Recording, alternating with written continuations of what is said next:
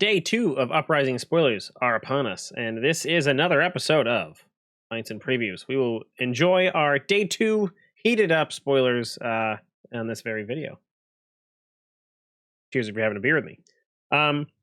As we said yesterday before we started, definitely check out the original creators of a lot of this stuff. They've put their heart and soul into some of these videos and content, and it's quite amazing. People who got on graphics, editing, and all that kind of stuff that maybe there's their day job, all that kind of stuff is quite amazing. Then you get the ones that are also extremely talented and that is their day job, but that's neither here nor there. I think we have our last hero. Sorry, I guess our third hero, unless there's some goofy heroes that we haven't seen yet. There's some speculation that there might be Kasai or other adult heroes in this set that have yet to be spoiled, but we shall see. But yeah, before we get into it, again, shout out to them. Really, really, really love it. But let's jump on into it. All right, just as with yesterday, we did see that we had some cards that were spoiled by multiple people, and this that was Ash yesterday. Today is Phoenix Flame. This is a 1-pitch, 0 cost, 0 attack, no defense, draconic action attack that says a player may add up to 3 Phoenix Flame to their deck in an Uprising limited format. If you control 2 or more draconic chain links, Phoenix Flame has +1. Go again. All in all, not extremely exciting on its face, but as we will see, these are ways to really pack that chain full and get a whole lot of links that will really, really make your wide draconic decks tick. There's going to be some ways to throw some other draconic attacks out prior to this coming on board, so hopefully it'll pack in for one, and we'll see if this is actually going to be a deal breaker or not as we go on through other cards. But again, we'll see this card reference for many of the other ones as well. So now let's get on into the big one. So we have our hero from Findel Hobby. This is Phi. This is our draconic ninja hero, 4 intellect, 40 health, Phi Rising Rebellion. This is the adult version. It says you may start the game with a Phoenix Flame in your graveyard, the thing we just saw. It says once per turn instant, 3 resources, return a Phoenix Flame from your graveyard to your hand. This ability costs 1 less for each draconic chain link roll. Very nice that you can do it at instant speed. So you throw a couple chain links out there, the draconic actions, boom, you get 1 back. So if you already threw 1 out, 2 out, whatever, things are going to start piling up. Obviously, it's going to have the +1 if you've returned this for free, potentially, which is really where you want to be. That's the sweet spot. Being able to pay nothing and get a card in your graveyard is spectacular. New place we haven't really explored in this particular essence of bringing them back to your hand and being able to slap them down. Eventually, it's a free card if you throw enough attacks out. Paying a blue is really, actually not really want to be for that. That's going to be kind of harsh. But I can see this being quite an exciting hero to play.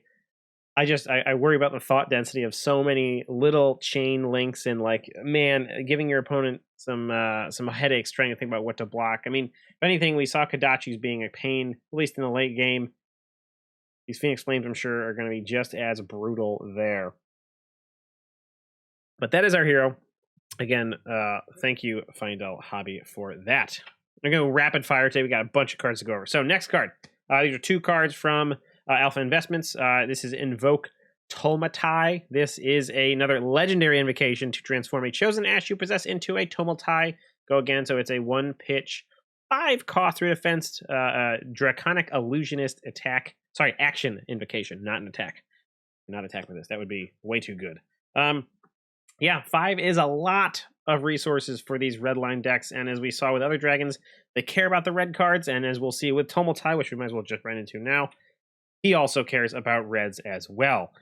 So it says, Tomatai attacks for 5, health also 5. It says whenever Tomatai attacks a hero, reveal the top 2 cards of your deck. If 1 or more red cards are revealed this way, put a -1 counters on an equipment they control. Then, if it has 0, destroy it. So, wow, it just literally melts the armor off you. So this is, if you hit 2 red cards, boom, you can then melt away an Arcanite Skullcap. You can melt away a Courage of Bladehold. There are lots of things that you can just melt away based on their defense values. There isn't much that it can. I mean, yeah, sure.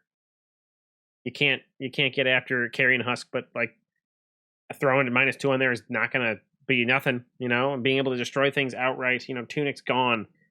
So many things gone, so many utility pieces just gone through an attack. And again, you do not have to worry about Phantasm because you are going to get that trigger prior to actually hitting a Phantasm pop. So very exciting card there. Definitely reasonable for it to be legendary, as we'll see later. Some are not legendary. But wow, yes, Yes, that is expensive to get this guy out. And you know what? At least if you're paying 5, you might as well get 1 activation. So hopefully you can get that, maybe a second one. Although 5 is a little bit harder to kill in a single turn. It seems like that'll definitely be possible, though. So that was Invoke Tomatai and Tomatai. Now we have another invocation. This is Invoke Asvolai from the Rad Brad. This kind of reminds me of that's different. Never mind. Rad Brad. So this is a cheap one. This is 0. So this is a 0 cost. Transform target Ash you control into Asvolai. Go again. Draconic Illusion action, invocation, and defense for 3. Pitches for 1. Note: not legendary. You can have multiple ones of these at 0 cost and non-legendary. Leaning towards probably not the most exciting card that we're going to see is Asvolai. Oh, let's jump right into it. And we have Asvolai. So Draconic Illusionist Dragon Ally, attacks for 2, health of 3. Whenever Asvolai attacks, you may have him deal 1 arcane damage to up to any 2 targets. So this is a nice way to throw out some arcane damage. Not gonna lie, that's probably better than I was expecting for a 0 cost card. I mean, you're flipping, it's got Phantasm, and it does defend for, only has health of 3, so it's gonna die pretty easy. I don't see a lot of people actually trying to pop these with Phantasm, unless they're like just not able to deal with Arcane. But we saw a couple things that Quell is one answer to Arcane that is not so systemic. This is not really, necessarily a big one. I mean, unless you could play 3 copies of this thing and it gets less constructed and have it out there. But is it really worth it? I'm not sure. We'll have to see how much shooting little bits of Arcane around is actually worth.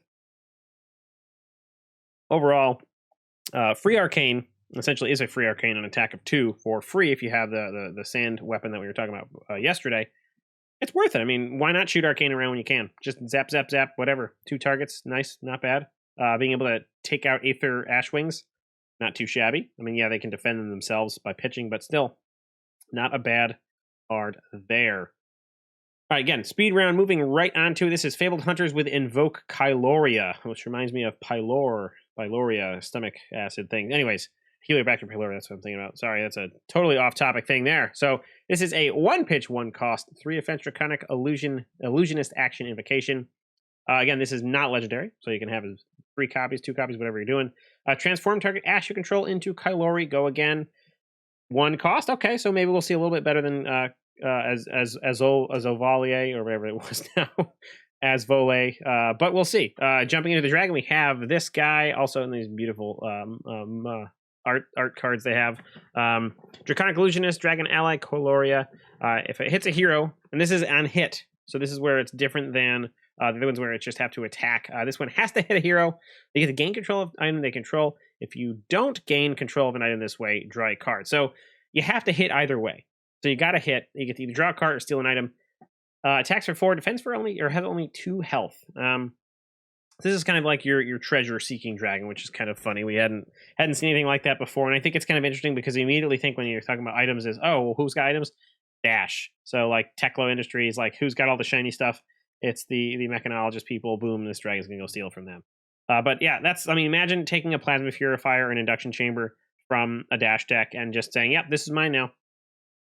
That's brutal. I mean, yes, it's like a must block in that particular case. And a 2 health is really not a lot to just shoot a plasma pistol at in that regard. So probably won't stick around very long, but they have to block it because if it does hit, or maybe this is higher on the chain and you're like, throwing out some stuff, they block whatever they don't want to block. Boom, you get to go snipe some items from them, as well as some of the knickknacks we got from Everfest as well is probably something that people might want to steal as well. But overall, it's really matchup dependent. I can't imagine this is going to be like your go-to, like, oh, I got to have 3 copies of this in every deck, because it's just not going to be. It can be a nothing in a lot of those decks. And again, 4 health and 2 health and 4 attack with Phantasm. It's just okay, but it's still kind of exciting. All right, next we have Invoke Oovia. This is from Olivia Gober Hicks and Brian Kibler. Not a legendary again, so we see that difference there. Blocks for 3, is a 1-pitch and 2-cost illusionist action, Draconic Invocation. Just transforms. Let's get into the dragon. So we're expecting something that's going to be a little bit, in the middle range there, and we see all these eggs, and Oovia is very much like a word for eggs and things like that, similar to it. And so we get onto the actual Oovia, and it says, at the start of your turn, or when Oovia enters the arena, transform up to 1 Ash you control into an Aether Ashwing. Attacks for 1 and has a health of 6. So this is kind of exciting. This is that that rapid fire machine gun dragon deck that I know everyone has been thinking of with those Aether Ashwings when we first saw those yesterday. Now, the thing to remember is we're getting free attacks, and if we have activated Dromai's ability, we can have go again on those attacks. If we don't, this is just going to be okay. Yes, you can have Ash going into Aether Ashwings, but maybe you want to save some of those for invocations of other dragons, things like that. But I just think this is a very interesting method of being able to have free attacks that are essentially many of them. I mean, yes, people can pop them, people can attack them, but when you have lots of them at 1 health, people aren't going to want to rapid fire into those because they're just not that exciting to destroy. So in that regard, this is actually quite a strategy. I'm actually kind of excited to see what can get built around this. This is definitely an intriguing battle plan, and I think I might try to start with this because it's just kind of a neat way to think about how you want to use these Aether Ashwings. So who knows how it'll be, but I think it's pretty exciting. On to Uprisings from Dalen Mack. This is a Majestic, says 1 pitch, 0 cost, 3 defense, Draconic action. Again, breaks the chain, do in the beginning maybe, sounds good. Your next 4 Draconic attacks this turn gain +1, go again. So, ordinarily you're like, cool, they all get +1. That's really exciting for these Draconic decks because this is the start of your turn. You're going to play this first, you don't break any previous Draconic chain link, things like that. And then everything gets +1. So now those Aether Flames are going to, or Phoenix Flames are going to actually do something now. Any small attacks that you're just throwing out for free or for cheap are going to have a buff there. So I think this is going to see a large amount of play in those decks that are really looking to go wide. And that's kind of all of them that we've seen so far, at least in these Draconic decks. So pretty exciting there. Love the art. This is the main art in the background over here that you're looking at right now. So lovely art, lovely card. Yes, open these, play them. You'll enjoy them. I'm sure it is. Thank you, Dalen Mack, for the awesome card. Also, the 3 blocks great too. So not surprised there with the Majestic. All right, on to Liquify from FabDB. This is a 1 pitch, 1 cost Draconic action attack reaction for defense for 2 and is a Majestic with Rupture. So again, on its face, does literal nothing without Rupture. Taking that lovely melty armor guy. As the art would say, it says Rupture if Liquify is played at a chainlink 4 or higher, target attack action card gains when this hits a hero, putting -1 counter on an equipment they control. Then, if it has 0 defense, destroy it. So another way to pop armor, and again, this is like that whole like lava fire destroying of equipment theme that we're seeing here in Volcor, which is very cool. We saw some of that art in Everfest. I'm losing the thought of the name of the card, but the warrior attack that allows you to like literally blow up equipment and that kind of stuff. So all in all, we're seeing that we're going to want to go wide. So is the Rupture really a problem? Probably not. And you're going to definitely like hold on to this for the right turn. Yes, it stinks that it only blocks for 2. So in a pinch, it's only a little bit less active there though, but this might sit in your arsenal and just be ready to pop up and actually snag some armor when you want to. Although, that said, if we're not going to be going too many blue pitches, you can also pitch this as a red early in the game. The 1 cost is kind of brutal because you can still get sort of blindsided by a defense reaction that will allow you not to hit with this on there. So just be cautious. All I can say is be very cautious, but exciting that we get to destroy equipment because that's a lot of extra health that people can have and activations that can be really gross. So I'm liking Liquify. I think it's pretty exciting. All right, on to Heatwave. This is from the Winning Agenda. This is a Draconic Ninja Equipment Arms. Defense for 0. It says instant, destroy Heatwave, Phoenix Flames you control, gain +1 until the end of turn. And Quell 1, as we saw yesterday, is the thing that allows you to pay 1 and then defend or absorb 1 damage of anything. It could be arcane, non-combat, combat, whatever. And again, just as we saw yesterday, we speculate that we can also quell multiple times in a turn just by paying for different instances of those damage. This doesn't have that awesome aspect of being able to destroy it after that's all done in instant speed for an effect, because generally, and it's not always, generally you're being damaged on your opponent's turn. Yes, there are times in your turn where you can get damaged, and maybe that's when you want to quell and then destroy Heatwave. So maybe this is more of a, yes, I'm going to have a very big Phoenix Flames turn, or cool, I've been zapped a few times, maybe I'm going to quell some damage, and then, go in there for some bigger hits. But I feel not as much as good as the Illusionist equipment we saw yesterday from Dozer.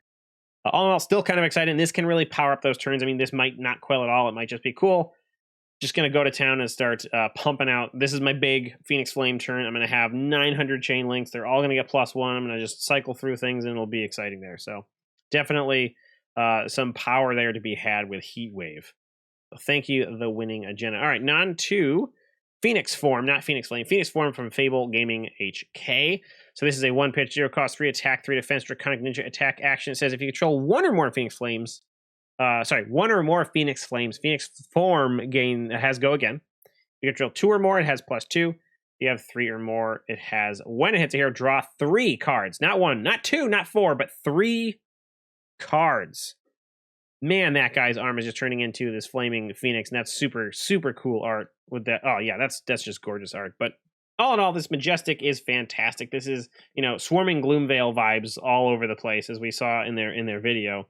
That same pattern of if you have 1 rune chant, whatever, create 1 rune chant, 2, 3, you get all these cool things. This is a fantastic way to try to top that chain, or at least mid chain, to try to redraw. Only there was a way to give this dominate, like in the set or in something like that. This could just be ridiculous. I mean, yeah, 5 dominate isn't all that exciting, but if you have some way to buff it, and oh man, just drawing 3 cards is worth so much. And especially in these go wide decks, to really exhaust your opponent and then be able to draw 3 cards and then boom, come in for some more fire. So this is a fantastic card. I am really looking forward to seeing how this actually plays out. Makes me want to play Ninja, to be honest. Makes me want to play Ninja. All right, on to Rise Up from Dan. We have a 1-pitch, 1 cost, 3 attack, Draconic action attack, also defense for 3. It says Dromite or Fight specialization, so only going to be this color likely. It says Rupture, so again, just a 1 cost, 3 attack if you don't Rupture. And Rupture in this case is saying if Rise Up is played as a chain link 4 or higher, it has Dominate and +X, where X is twice the number of Phoenix Flames you control. So again, you control are things on the combat chain. So if you've played out 2 beforehand, it's going to get Dominate and 2 times 2, which is 4. So, 2 times twice, 2 times 2. So 4, coming in for 7 Dominate. If you've attacked with 2 free attacks prior to, paid the 1 and throw this out. Yeah, it can make for some pretty exciting turns. Rising Up as a rare is going to be pretty cool in limited. I see this being a draft, or shoot, just in sealed, being able to have a bunch of those and really 3 is your max in those flames. So you max out pretty quick. Maybe you can open those, maybe you can't in a single pack, but you can definitely draft them. But yeah, I can see this being a pretty powerful card to slap around limited, as well as in constructed and blitz and things like that. I think it's also got some utility there. That twice, there's got to be ways to sort of bring back more than the 3 onto the chain too, I'm sure. So. All right, and here's one way to, well, I guess it's not really the same, but this is Rise from the Ashes. This is from a Sloop Dupe. This is a 1-pitch, 0 cost, Draconic Ninja action that defends for 2. This is the next Draconic or Ninja attack action card you play during games +3. You may return a Phoenix Flame from your graveyard to your hand. Go again. So, definitely the start of a turn. This kicks off your turn in a bigger way. We saw some other cards that just add 1, 2 different things here, but this is the boom, going to add 3 all at one time. Assume there's a yellow and blue pitch with a +2 and a +1 power respectively. But I don't think that's probably why you're playing it. You're probably playing it for the 0 cost to go again, and the thing that allows you to bring the Phoenix Flame back from your graveyard to your hand. So you're not just limited to those big one-shot turns where you throw all 3 of these flames down and then lose them all. You can get them back in different ways. You just have to be careful that you are, limiting a card to draw from your hand in that regard. So it's a little bit of an owie there. Knowing that you're literally sacrificing your hand just to have these cards brought back, and they're not exciting on their own. So you really got to make sure there's that delicate balance of setting things up. That is Rise from the Ashes. We got 5 more cards. I know there's a lot of them tonight.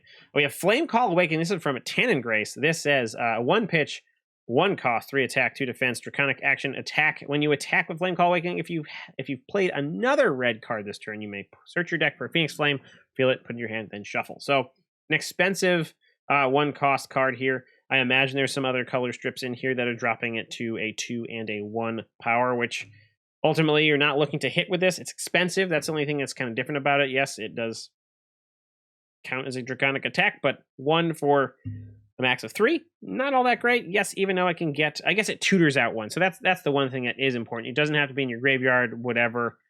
You can go tutored out. So if you need it on demand at some point in that turn, that's where you're paying that cost up front for. But I think it's gonna staple and limited, I'm sure. And then I just don't know what to think. There's so many of these cards that allow you to get Phoenix Flames and buff by Phoenix Flames that who knows what kind of cards are really the best in here. And I'm sure this will see some great trickery involved there. But that is Flame Call Awakening from Tana Grace. Now we have Flame-Borne Retribution from the Spike Feeders.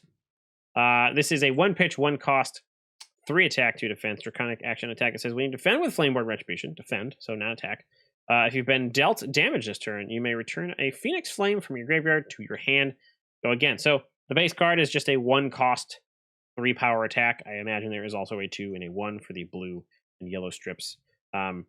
Overall, you have to take a little bit of damage, which isn't looking like it's going to be hard against heroes from the draconic talent, because they're just always throwing out little chip damage, again, as ninjas do, and in this case, as illusions do as well. And being able to trade this card in for a Phoenix Flame might make a difference on that next turn, because you might be really going for a wide Phoenix Flame turn that you need to have those two to be double up on the rise up or something like that. But all in all, or to make Phi's activation cheaper as well. But yeah, so I think it's kind of exciting. It only defends for 2, so that's not super great. But again, you have to have already taken damage too. You can't. I'm blocking for 2 and then I take 1. No, it's got to be when you defend. So when you throw it down, you're already taken some damage. All right, on to Inflame. It's not Inflame, but Inflame. Inflame from Bronson. This is a 1-pitch, 0-cost, 1-attack draconic action attack that says also defends for 2. It says when you attack with Inflame, if you played another red card this turn, you may return a Phoenix Flame from your graveyard to your hand. Go again. This might be, unless I'm missing something, the first common that we haven't seen a color cycle on that isn't like an item or something like that. That's weird. This is like a cyclable, colored cycle card that doesn't have anything, I don't think, unless there's something else I'm not seeing or whatever. But yeah, if you play another card, you get to have a Phoenix Flame. It's cost 0. That's what matters. You're throwing out 1 damage. You're going again. You get something back. It costs nothing. Likely going to see some play there, just on the fact that it's like essentially a Kodachi that costs yourself a card, but you can get something back from your graveyard to your hand. So pretty exciting there. I definitely think this is going to be part of that go wide matchup. It's also these people are just like bombing this place. Yikes. Great art. I love the art. It's just so damaging and stuff. All right, 2 more. Stoke the Flames. This is from Hometown TCG. This is a 1-pitch, 1-cost, 4-attack, 3 defense, draconic action attack that says when Stoke the Flames hits, you may return a Phoenix Flames card from your graveyard to your hand. If you do, Stoke the Flame gains go again.